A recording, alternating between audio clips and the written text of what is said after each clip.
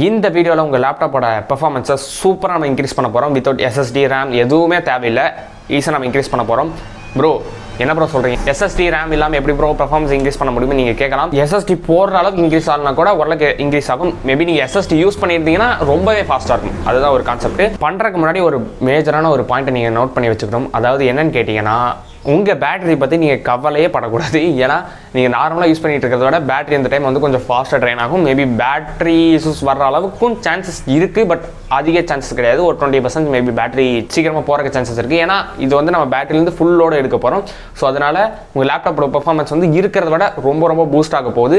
So இந்த இதை வந்து நீங்கள் வந்து சில டைம் மட்டும் யூஸ் பண்ணுங்கள், எப்போவுமே யூஸ் பண்ணாதீங்க. ஸோ நான் வந்து இதுக்கு முன்னாடி வந்து நான் ஒரு வீடியோ போட்டிருக்கேன். ஸோ அந்த வீடியோட லிங்க் டிஸ்கிரிப்ஷனில் இருக்குது. ஸோ அது நீங்கள் பார்த்தீங்கன்னா அதில் நான் வந்து பேட்டரி எப்படி சேவ் பண்ணுறதுன்னு சொல்லியிருப்பேன். இந்த வீடியோவில் பெர்ஃபார்மன்ஸ் பூஸ்ட் பண்ணுறது எப்படின்னு சொல்லியிருப்பேன். ஸோ அந்த வீடியோவும் இந்த வீடியோ நீங்கள் பாருங்கள். அதில் வந்து நான் ஒரு செட்டிங்ஸ் சொல்லியிருப்பேன். ஸோ அந்த செட்டிங்ஸ் நீங்கள் லேப்டாப்பில் வச்சுக்கோங்க, இந்த செட்டிங்ஸும் நீங்கள் லேப்டாப்பில் வச்சுக்கோங்க. ஸோ நீங்கள் வச்சுக்கிட்ட போது உங்களுக்கு என்ன ஆகும்னா, உங்களுக்கு அது நீங்கள் ஒரு இதாக வச்சிருப்பீங்க, இதுவும் ஒரு இதாக வச்சிருப்பீங்க. உங்களுக்கு தேவைப்பட்ட நேரத்தில் இதை ஆக்டிவேட் பண்ணிக்கலாம், தேவைப்படாத நேரத்தில் அதை ஆக்டிவேட் பண்ணிக்கலாம். ஸோ இப்படி மாறி மாறி ஸ்விட்ச் பண்ணிக்கலாம். நான் அப்படி தான் யூஸ் பண்ணிட்டு இருக்கேன். ஸோ என்னோட பர்சனல் ஒப்பீனியன் சொன்னால் ரொம்ப லேப்டாப்போட ஸ்பீட் இன்க்ரீஸ் ஆகும். ஸோ அதை நம்ம எப்படி பண்ணுறது நீங்கள் வீடியோவில் பார்த்துட்டு வந்துருங்க.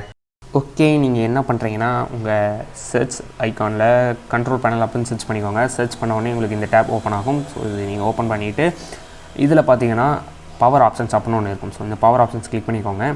நீங்கள் கிளிக் பண்ணிங்கன்னா உங்களுக்கு வந்து ஃபஸ்ட்டு வந்து இந்த பேலன்ஸ்னு மட்டும்தான் இருக்கும். இது ரெண்டுமே இருக்காது. இது ரெண்டும் நான் க்ரியேட் பண்ண ப்ரீசெட். ஸோ இதை பற்றி நான் ஏற்கனவே ஒரு வீடியோ போட்டேன், டிஸ்கிரிப்ஷனில் லிங்க் இருக்குது, செக் பண்ணி பார்த்துக்கோங்க. இப்போ நம்ம பெர்ஃபார்மன்ஸ் பெஸ்ட், அதாவது பூஸ்ட்டு தான் நான் இப்போ பெஸ்ட்டுன்னு போட்டேன். சரி விடுங்க.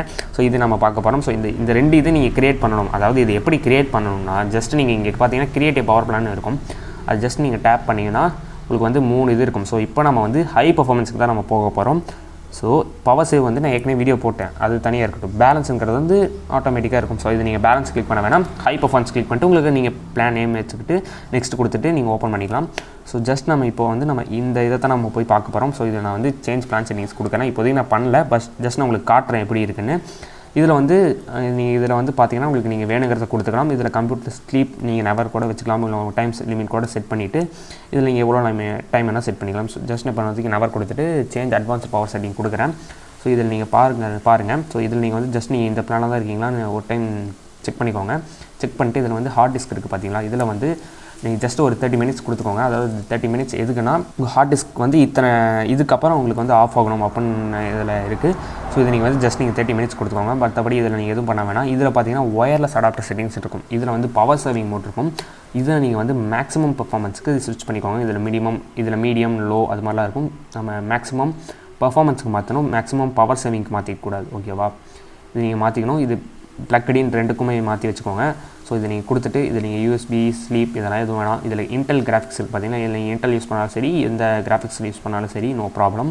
இதை வந்து ஆன் பேட்டரி வந்து மேக்ஸிமம் பெர்ஃபார்மன்ஸ், அதே மாதிரி ப்ளக்டின் மேக்ஸிமம் பெர்ஃபார்மன்ஸ் ரெண்டு கொடுத்துட்டு அடுத்து இந்த ப்ராசர் பவர் மேனேஜர் இருக்குது பார்த்தீங்கன்னா, இது ரொம்ப முக்கியமானது. இது நம்ம கடைசியில் வருவோம். அதுக்கு முன்னாடி ஒரு சின்ன ஒர்க் இருக்குது, அதை நம்ம முடிச்சுட்டு வந்துடலாம். அதாவது சுவிட்சபிள் டைனமிக் கிராஃபிக்ஸ் இருக்குது பார்த்தீங்கன்னா, அதில் வந்து குளோபல் செட்டிங்ஸில் ரெண்டுமே மேக்ஸிமம் பெர்ஃபார்மன்ஸில் இருக்கிறத ஸ்விட்ச் பண்ணிக்கோங்க. அதே மாதிரி இந்த பேட்டரி இருக்கிறது நம்மளுக்கு தேவையில்லை, அது வந்து வேறு இது. ஸோ அதே மாதிரி இந்த AMD நீங்கள் யூஸ் பண்ண AMD இருக்கும், NVIDIA யூஸ் பண்ண NVIDIA இருக்கும். ஸோ அது மாதிரி ஒவ்வொரு கிராஃபிக்ஸ் பேனுக்கு அந்த மாதிரி இருக்கும். ஸோ அது வந்து மேக்ஸிமம் பெர்ஃபார்மன்ஸ் இருக்குது இப்போதைக்கு.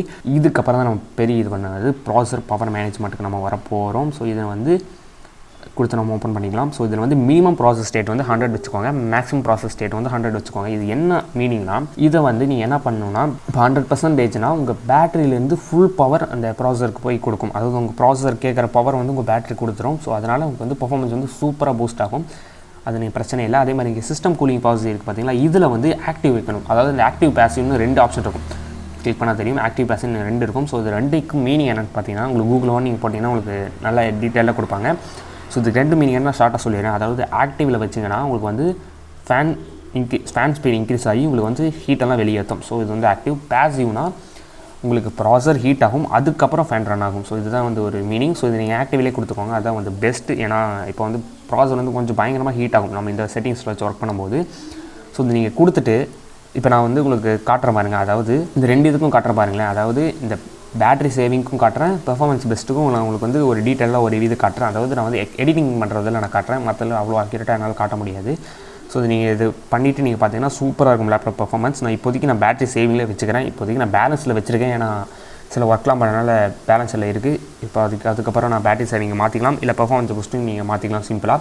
இல்லை நீங்கள் இது வந்து ஜஸ்ட் நீங்கள் வந்து ஒரு பின் டு டாஸ்க் பார் கொடுத்துட்டிங்கன்னா நீங்கள் ஈஸியாக வந்து ஒரே செட்டிங்ஸை வந்து நீங்கள் மாற்றிட்டு போயிடலாம். ஸோ அதுதான் ஒரு ஆப்ஷன். இப்போ நம்ம வந்து பெர்ஃபார்மன்ஸ் பூஸ்ட்டில் நம்ம செக் பண்ணி காட்டுற பாருங்களேன். ஓகே, போய்விட்டது. இப்போ பாருங்கள் 98% யூஸ் ஆகுது. ஸோ இதுக்கு இந்த பெர்ஃபார்மன்ஸ் பூஸ்ட்டில் இப்போ இருக்குது. இப்போ இது வந்து 98% யூஸ் ஆகுது. ஸோ இதை வந்து இப்போ பேட்டரி சேவிங்க்கு அப்படியே மாற்றுறேன். ஸோ இப்போ பாருங்களேன், அப்படியே 17க்கு டிக்ரீஸ் ஆகிடுச்சா, ஏன்னா அதுக்கு மேலே உங்களுக்கு ரன் பண்ண விடாது. ஸோ இதுதான் வந்து ஒரு பெரிய மேஜிக் வேலைன்னு வச்சுக்கோங்க. ஸோ இதை நீங்கள் ட்ரை பண்ணி பாருங்கள், ரொம்ப நல்லாயிருக்கும். ஸோ உங்களுக்கே தெரியும் இதை நீங்கள் யூஸ் பண்ணதுக்கப்புறம் எவ்வளோ பெர்ஃபார்மன்ஸ் பூஸ்ட் இருக்குன்னு. ஸோ மறக்காமல் வந்து கீழே கமெண்ட் பண்ணுங்கள். ரெண்டுக்கு நான் யூஸ் பண்ணிட்டு இருக்கேன், Windows 8 7க்கு எப்படின்னு தெரியல. மேபி அதுக்கு இது ஒர்க் ஆச்சுன்னா எனக்கு வந்து இன்ஸ்டாகிராமில் மெசேஜ் பண்ணுங்கள், ஆர் கமெண்ட்டில் கூட நீங்கள் சொல்லலாம். ஓகே, நம்ம இந்த வீடியோவை எண்ட் பண்ணிக்கலாம். பை.